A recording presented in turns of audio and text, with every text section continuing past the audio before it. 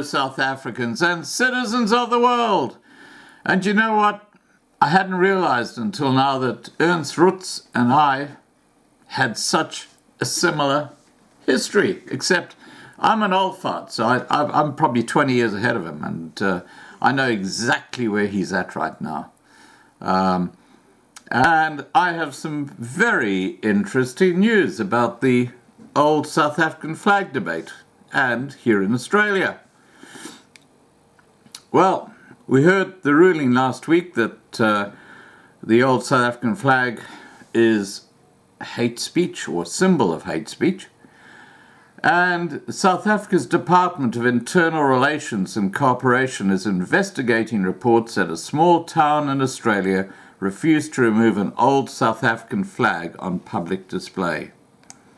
The town of Cooma in New South Wales displays the flag commonly associated with the apartheid era on its avenue of flags, where 28 flags honour countries which helped build the Snowy Mountain hydroelectric scheme completed in 1959. Now, if any of my subscribers hail from that part of the world, please, would they just take a photo or maybe a little bit of video and email it to me?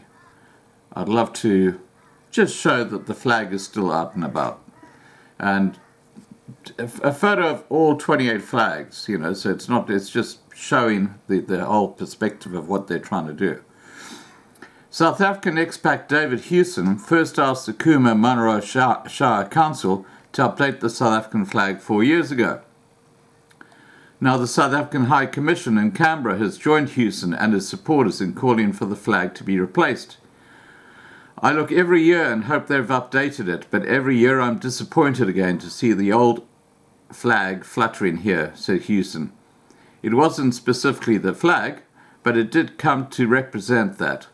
When I look at it, I just think that that's not reflective of who South Africans are today. Well, it represents a South Africa that was a much happier and sound country than the South Africa today under the ANC government and their new flag. There's absolutely no question about that. The High Commission's councillor, Ray Sitoli, agreed. The flag represents nothing other than a degrading, divisive and inhumane system, a system that was declared a crime against humanity by the United Nations.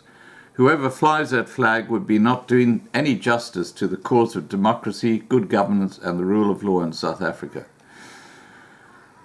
The South African High Commissioner has asked the council to remove the flag, but Mayor Dean Lynch reportedly turned down the request and said that the old flag was there to stay. The council is not here to make any political statement. This is just a fact of history, and that was the flag at the time, the mayor pointed out. He also said he is happy with the new South African flag to be raised as well, but there are no circumstances under which the old one will be taken down. Other flags on the Cooma's Avenue of Flags are no longer current. So what they've got here are the flags that they originally put up there years and years and years ago, including the United States flag, which has 49 stars, not 50, as the current one does. Hawaii became the 50th state in August 1959, while the Canadian flag still includes the Union Jack. So these are historic flags. And, it's in a little town in Australia. It's not causing anybody any harm. But, of course, because of this judge's ruling, good old South Africa is jumping up and down like a kid on a hot tin roof. Crazy. The Yugoslavian flag also stirred anger in the town in the past, with opposition from the local Croatian population. Croats would, under the cover of darkness, climb the flagpole and make various attempts to remove the flag, said Siaban Makiu, author of a book about the history of the local snowy hydro scheme. In the end, the council decided they would raise it in the morning and take it down every night, she said.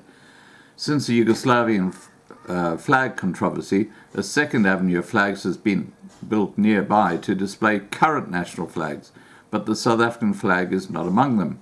Lynch said that is because the relevant embassy of the community has to provide the new flag. he said he would welcome the South African community doing just that. So there you go, guys. If you live in that area and you want to see the new South African flag up there, go and see the council and give them one. It's quite simple. And the South African government, that they couldn't organize a barbecue, so they're never going to do it. Okay, guys, this is just a little bit of the stuff going on the sidelines here in Australia. Please remember to subscribe to be kept informed. Ring the bell for the updates, and have a safe day, guys. Okay, take care. Bye for now.